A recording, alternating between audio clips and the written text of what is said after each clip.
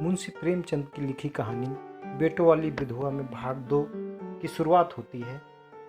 2 महीने गुजर गए हैं। रात का समय है। चारों भाई दिन के काम से छुट्टी पाकर कमरे में बैठे गपशप कर रहे हैं। बड़ी बहू भी षड्यंत्र में शरीक है। कुमुद के विवाह का प्रश्न छिड़ा हुआ है। कामतानाथ ने मसनद पर टेक लगाते हुए कहा, दादा की बात दादा के साथ गई। पंडित विद्वान भी हैं और कुलीन भी होंगे, लेकिन जो आदमी अपनी विद्या और कुलीनता को रुपये पर बेचे वो नीच है। ऐसे नीच आदमी के लड़के से हम कुमुद का विवाह सेंत भी नहीं करेंगे। 5,000 तो दूर की बात है, उसे बताओ घता और किसी दूसरे वर्ग की तलाश करो। हमारे पास कुल 20,000 ही तो हैं। एक एक के हिस्से में 5-5 हजार आते हैं। 5,000 दहेज में दे दें और 5,000 नेक न्यौछावर गाजे बाजे में उड़ा दें तो फिर हमारी बधिया ही बैठ जाएगी।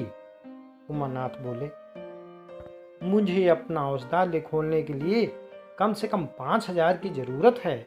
मैं अपने हिस्से में 1 पाई भी नहीं दे सकता। फिर खुलते ही आमदनी तो होगी नहीं, कम से कम साल भर घर से खाना पड़ेगा।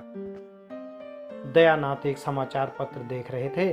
आंखों से ऐनक उतारते हुए बोले, मेरा विचार भी एक पत्र निकालने का है। प्रेस और पत्र में कम से कम 10,000 का कैपिटल चाहिए। 5,000 मेरे रहेंगे तो कोई न कोई साझेदार भी मिल जाएगा। पत्रों में लेख लिखकर मेरा निर्वाह नहीं हो सकता। कामतानाथ ने सिर हिलाते हुए कहा, अजी राम भजो, सेंत में कोई लेख छपता नहीं, रुपए कौन देता है?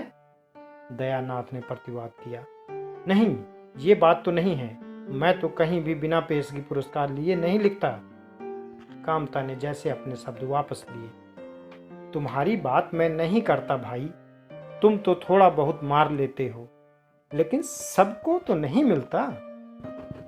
उधर बड़ी बहू ने श्रद्धा भाव से कहा, कन्या भाग्यवान हो तो दरिद्र घर में भी सुखी रह सकती है, अभागी हो तो राजा के घर में भी रोएगी। ये सब नसीबों का खेल है। कामतानाथ ने स्त्री की ओर प्रशंसा भाव से देखा। फिर इसी साल हमें सीता का विवाह भी तो करना है। सीतानाथ सबसे छोटा था। सिर झुकाए भाइयों की स्वार्थ भरी बातें सुन सुनकर कुछ कहने के लिए उतावला हो रहा था। अपना नाम सुनते ही बोला, मेरे विवाह की आप लोग चिंता न करें। मैं जब तक किसी धंधे में न लग जाऊं, विवाह का नाम भी नहीं लूंगा। और सच पूछिए तो मैं विवाह करना ही नहीं चाहता। देश को इस समय बालकों की जरूरत नहीं, काम करने वालों की जरूरत है। मेरे हिस्से के रुपए आप कुमुद के विवाह में खर्च कर दें। सारी बातें तय हो जाने के बाद ये उचित नहीं है कि पंडित मुरारी लाल से संबंध तोड़ लिया जाए। उमा ने तीव्र स्वर में कहा, 10,000 कहां से आएंगे? सीता ने डरते हुए कहा, मैं तो अपने हिस्से के रुपए देने को भाई कहता हूं, और शेष मुरारी लाल से कहा जाए कि दहेज में कुछ कमी कर दे। वो इतने स्वार्थधंध नहीं है कि इस अवसर पर कुछ बल खाने को तैयार न हो जाएं। अगर वो 3,000 में संतुष्ट हो जाएं तो 5,000 में विवाह हो सकता है। उमा ने कामतानाथ से कहा, सुनते हैं भाई, सुनते हैं भाई साहब इसकी बातें? दयानाथ बोल उठे, तो इसमें आप लोगों को क्या नुकसान है? मुझे तो इस बात से खुशी हो रही है कि भला हम में से कोई तो त्याग करने योग्य है। इन्हें तत्काल रुपयों की जरूरत नहीं है। सरकार से वजीफा पाते ही हैं, पास होने पर कहीं न कहीं जगह मिल ही जाएगी। हम लोगों की हालत तो ऐसी भाई नहीं है। कामतानाथ ने दूरदर्शिता का परिचय दिया। नुकसान की एक ही कही, हम में से एक को कष्ट हो तो क्या और लोग बैठे देखेंगे? ये अभी लड़के हैं, इन्हें क्या मालूम समय पर 1 रुपया 1 लाख का काम करता है। कौन जानता है कल इन्हें विलायत जाकर पढ़ने के लिए सरकारी वजीफा मिल जाए या सिविल सर्विस में आ जाए। उस वक्त सफर की तैयारियों में 4-5 हजार लग जाएंगे। तब किसके सामने हाथ फैलाते फिरेंगे? मैं ये नहीं चाहता कि दहेज के पीछे इनकी जिंदगी नष्ट हो जाए। इस तर्क ने सीतानाथ को भी तोड़ लिया।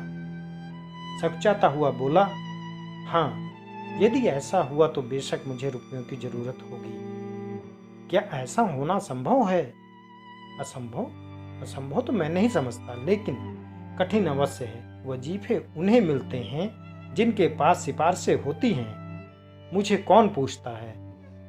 कभी कभी सिफारिशें धरी की धरी रह जाती हैं और बिना सिफारिश वाले बाजी मार ले जाते हैं। तो आप जैसा उचित समझे। मुझे यहाँ तक मंजूर है कि चाहे मैं विलायत न जाऊं पर कुमुद अच्छे घर जाए। कामतानाथ ने निष्ठा भाव से कहा, अच्छा घर दहेज देने से ही नहीं मिलता भैया। जैसा तुम्हारी भाभी ने कहा, ये नसीबों का खेल है। मैं तो चाहता हूं कि मुरारी लाल को जवाब दे दिया जाए और कोई ऐसा घर खोजा जाए जो थोड़े में राजी हो जाए।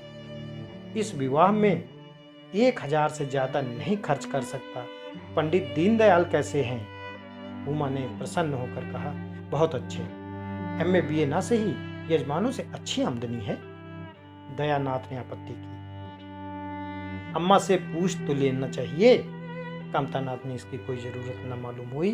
बोले, उनकी तो जैसे बुद्धि ही भ्रष्ट हो गई। वही पुराने युग की बातें। मुरारी लाल के नाम पर उधार खाए बैठी हैं। ये नहीं समझती कि वो जमाना नहीं रहा।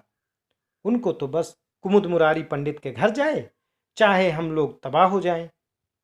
उमा ने एक शंका उपस्थित की। अम्मा अपने सब गहने कुमुद को दे देगी, देख लीजिएगा। कामतानाथ का स्वार्थ नीति से विद्रोह न कर सका। बोला, गहनों पर उनका पूरा अधिकार है। ये उनका स्त्री धन है, जिसे चाहे दे सकती हैं। उमा ने कहा, स्त्री धन है तो क्या उसे लुटा देंगी? आखिर वो भी तो दादा ही की सगा कमाई है। किसी की भी कमाई हो, स्त्री धन पर उनका पूरा अधिकार है। ये कानूनी गौरव धंधे हैं। 20,000 में तो 4 हिस्से हो गए। 10,000 गहने अम्मा के पास रह जाएं। देख लेना, इन्हीं के बल पर वो कुमुद का विवाह मुरारी पंडित के घर कर लेगी। उमानाथ इतनी बड़ी रकम को इतनी आसानी से नहीं छोड़ सकता। वो कपट नीति में कुशल है। कोई कौशल रचकर माता से सारे गहने ले लेगा। उस वक्त तक कुमुद के विवाह की चर्चा करके फूलमती को भड़काना उचित नहीं। कामतानाथ ने सिर हिलाकर कहा, भाई मैं इन चालों को पसंद नहीं करता। उमानाथ ने खिसियाकर कहा, गहने 10,000 से कम के ना होंगे। कामता अविचलित स्वर में बोले, कितने ही के हों, मैं अनीति में हाथ नहीं डालना चाहता। तो आप अलग बैठिए। हाँ, बीच में भांजी न मारिएगा। मैं अलग रहूंगा और तुम सीतानाथ अलग रहूंगा। लेकिन जब दयानाथ से यही प्रश्न किया गया तो उमानाथ से सहयोग करने को तैयार हो गया। 10,000 में 2,500 तो उसके होंगे ही। इतनी बड़ी रकम के लिए यदि कुछ कौशल भी करना पड़े तो क्षम्य है। फूलमती रात को भोजन करके लेटी थी। उमा और दया उसके पास जाकर बैठ गई। दोनों ऐसे मुंह बनाए हुए थे मानो कोई भारी विपत्ति आ पड़ी। फूलमती ने सशंक होकर पूछा, तुम दोनों घबराए हुए मालूम होते हो? उमा ने सिर खुजलाते हुए कहा, समाचार पत्र में लेख लिखना बड़े जोखिम का काम है अम्मा। अब कितना ही बचकर लिखो, लेकिन कहीं न कहीं पकड़ हो ही जाती है। दयानाथ ने एक लेख लिखा था, उस पर 5,000 की जमानत मांगी गई है। अगर कल तक जमा न कर दी गई तो गिरफ्तार हो जाएंगे और 10 साल की सजा ठुक जाएगी। फूलमती ने सिर पीट कर कहा, ऐसी बातें क्यों लिखते हो बेटा? जानते नहीं हो आजकल हमारे अधीन आए हुए हैं। जमानत किसी तरह टल नहीं सकती। दयानाथ ने अपराधी भाव में उत्तर दिया, मैंने तो अम्मा ऐसी कोई बात नहीं लिखी थी, लेकिन किस्मत को क्या कहूँ। हाकिम जितना इतना बड़ा कड़ा और जरा सी रियायत नहीं करता। मैंने जितना दौड़ धूप हो सकती थी वो सब कर ली। तो तुमने कामता से रुपये का प्रबंध करने को नहीं कहा? उमा ने मुंह बनाया। उनका स्वभाव तो तुम जानती हो अम्मा। उन्हें रुपये प्राणों से प्यारे हैं। इन्हें चाहे काला पानी ही हो जाए वो 1 पाई न देंगे। दयानाथ ने समर्थन किया, मैंने तो उनसे इसका जिक्र ही नहीं किया। फूलमती ने चारपाई से उठते हुए कहा, चलो मैं कहती हूँ, देगा कैसे नहीं? रुपए इसी दिन के लिए होते हैं कि गाड़ कर रखने के लिए? उमानाथ ने माता को रोककर कहा, नहीं अम्मा, उनसे कुछ न कहो। रुपए तो न देंगे, उल्टे और हाय हाय मचाएंगे। उनको अपनी नौकरी की खैरियत मनानी है। इन्हें घर में रहने भी न देंगे। अफसरों में जाकर खबर दे दें तो आश्चर्य नहीं। फूलमती ने लाचार होकर कहा, तो फिर जमानत का क्या प्रबंध करोगे? मेरे पास तो कुछ नहीं। हाँ हाँ, मेरे गहने हैं, इन्हें ले जाओ, कहीं गिरों रखकर जमानत दे दो। और आज से कान पकड़ो कि किसी पत्र में एक शब्द भी न लिखोगे। दयानाथ कानों पर हाथ रखकर बोला, ये तो नहीं हो सकता अम्मा कि तुम्हारे जेवर लेकर मैं अपनी जान बचाऊं। 10-5 साल की कैद ही तो होगी, झेल लूंगा। यहीं बैठा बैठा क्या कर रहा हूं? फूलमती छाती पीटते हुए बोली, कैसी बातें मुंह से निकालते हो बेटा? मेरे जीते जी तुम्हें कौन गिरफ्तार कर सकता है? उसका मुंह झुलस दूंगी। गहने इसी दिन के लिए हैं। और किस दिन के लिए? जब तुम न रहोगे तो गहने लेकर के आग में झोंकूंगी। उसने पिटारी लाकर उसके सामने रख दी।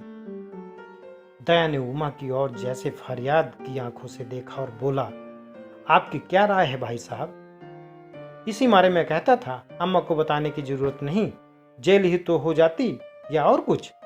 उमा ने जैसे सिफारिश करते हुए कहा, यह कैसे हो सकता था कि इतनी बड़ी वारदात हो जाती और अम्मा को खबर ना होती?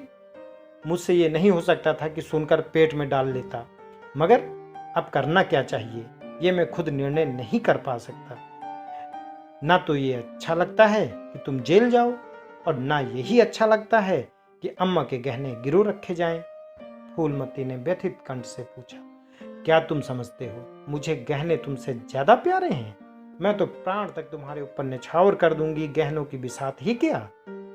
दया ने दृढ़ता से कहा, अम्मा तुम्हारे गहने तो न लूंगा, चाहे मुझ पर कुछ ही क्यों ना आ पड़े। जब आज तक तुम्हारी कुछ सेवा न कर सका तो किस मुंह से तुम्हारे गहने उठा ले जाऊं? मुझ जैसा कपूत को तो तुम्हारी कोख से जन्म ही न लेना चाहिए था, सदा तुम्हें कष्ट ही देता रहा। फूलमती ने भी उतनी ही दृढ़ता से कहा, अगर यूं न लोगे तो मैं खुद जाकर इन्हें गिरो रख दूंगी और खुद हाकिम जिला के पास जाकर जमानत जमा कराऊंगी। अगर इच्छा हो तो ये परीक्षा भी ले लो। आंख बंद हो जाने के बाद क्या होगा भगवान जाने, लेकिन जब तक जीती हूं तुम्हारी और कोई तिरछी आंख से देख नहीं सकता। उमानाथ ने मानो माता पर एहसान रखकर कहा, अब तो तुम्हारे लिए कोई रास्ता नहीं रहा दयानाथ, क्या हर्ज है, ले लो, मगर याद रखो जो ही हाथ में रुपया आ जाए गहने छुड़वाने पड़ेंगे। सच कहते हैं माता के सिवा इतना स्नेह और कौन कर सकता है। हम बड़े अभागे हैं कि माता के प्रति जितनी श्रद्धा रखनी चाहिए उतनी सशांत भी नहीं रहते। दोनों ने जैसे बड़े धर्म संकट से पड़कर गहनों की पिटारी संभाली और चलते गए। माता वात्सल्य भरी आंखों से उनकी ओर देख रही थी और उसकी संपूर्ण आत्मा का आशीर्वाद जैसे उन्हें अपनी गोद में समेट लेने के लिए व्याकुल हो रहा था।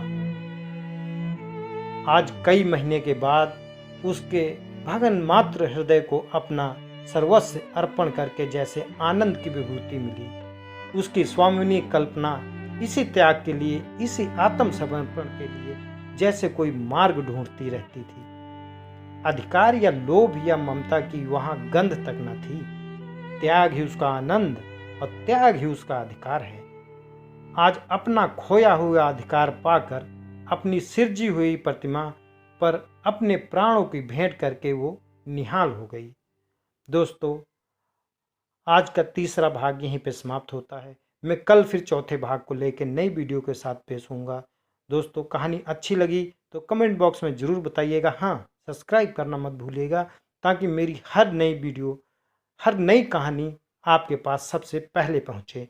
दोस्तों, इजाज़त दीजिए। नमस्कार।